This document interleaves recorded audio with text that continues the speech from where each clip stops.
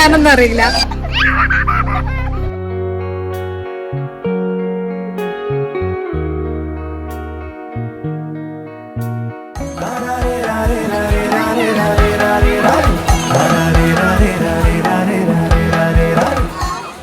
എൻ്റെ നാട്ടിലെ സമൃദ്ധമായ ഒരു കുളം, പൊയോളം കുളം.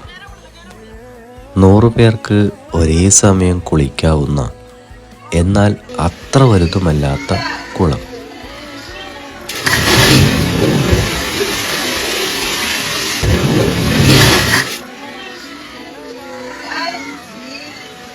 നൂറ് എന്ന എണ്ണം ഞാൻ ചുമ്മാ തട്ടിയതൊന്നുമല്ല, എണ്ണിത്തിട്ടപ്പെടുത്തി പറഞ്ഞത് തന്നെ.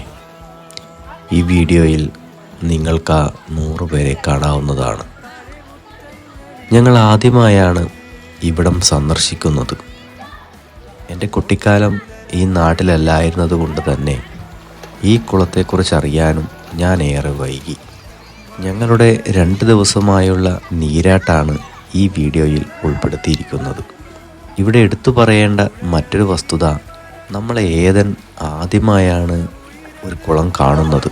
അതിൻ്റെ അമ്പരപ്പും ആശ്ചര്യവും അവൻ്റെ മുഖത്ത് പ്രകടമാണ്.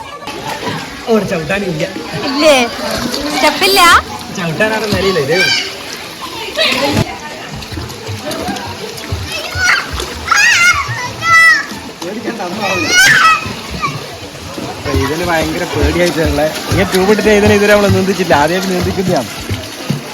അപ്പൊ ഇതിന് ഭയങ്കര പേടി. നല്ല കുളം, നമ്മൾ ഇതുവരെ ഇങ്ങനെ കുളം കണ്ടില്ല കേട്ടോ അല്ലെ.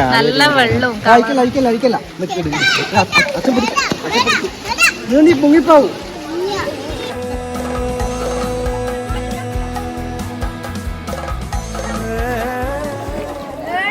മഴക്കാലമായി കുളങ്ങളും തോടുകളും കരകവിഞ്ഞൊഴുകുന്ന ഒരു മഴക്കാലം.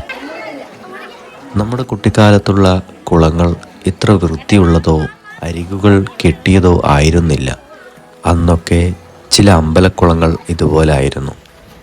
പക്ഷെ അവിടെ എല്ലാവർക്കും ഒരുപോലെ പ്രവേശനമുണ്ടാകാനുള്ള സാധ്യതയും കുറവാണ്. ഇന്നിതാ നാട്ടിൻപുറത്തെ മിക്ക കുളങ്ങൾക്കും അങ്ങേയറ്റം വികസനം വന്നിരിക്കുന്നു. ഈ കുളം നോക്കൂ, എത്ര സുന്ദരമാണല്ലേ. നീന്തൽ അറിയാത്തവർക്ക് നീന്തൽ പഠിക്കാനും സർവോപരി മുതിർന്നവർക്ക് നല്ലൊരു എക്സസൈസും കൂടിയാണ് നീന്തൽ എന്ന പ്രവൃത്തി.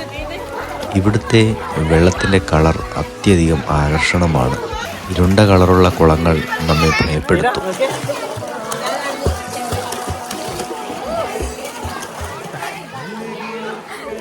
എൻ്റെ ചെറുപ്പകാലം ഞാൻ നീന്തൽ പഠിച്ചതും നീന്തി തുടിച്ചതും വലിയൊരു കരിങ്കൽ ക്വാറിയിലാണ്. വളരെയധികം ആഴമുള്ള ക്വാറി, എത്രയോ പേരുടെ കയ്യും കാലും മുറിവേൽപ്പിച്ച ക്വാറി. എങ്കിലും നമ്മൾക്കത് എല്ലാമായിരുന്നു.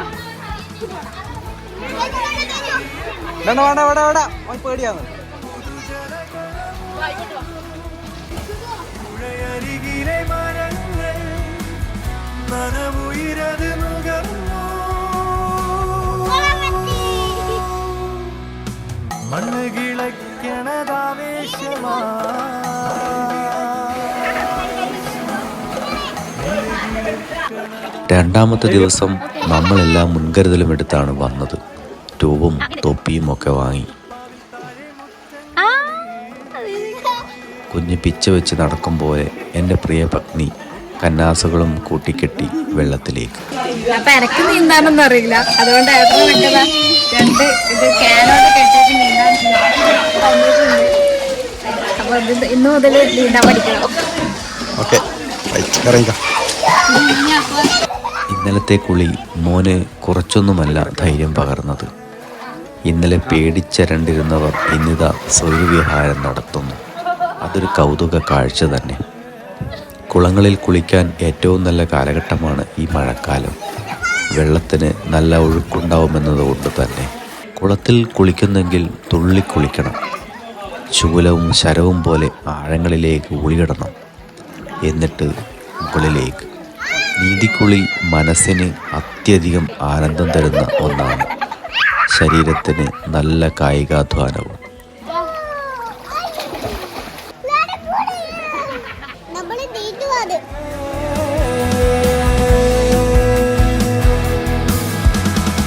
മണ്ണ് കിളയ്ക്കണതാവേശമാ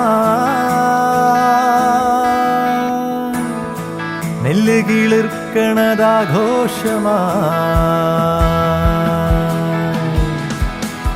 മട്ടുപ്പാവിൽ താഴെ മുറ്റങ്ങളിൽ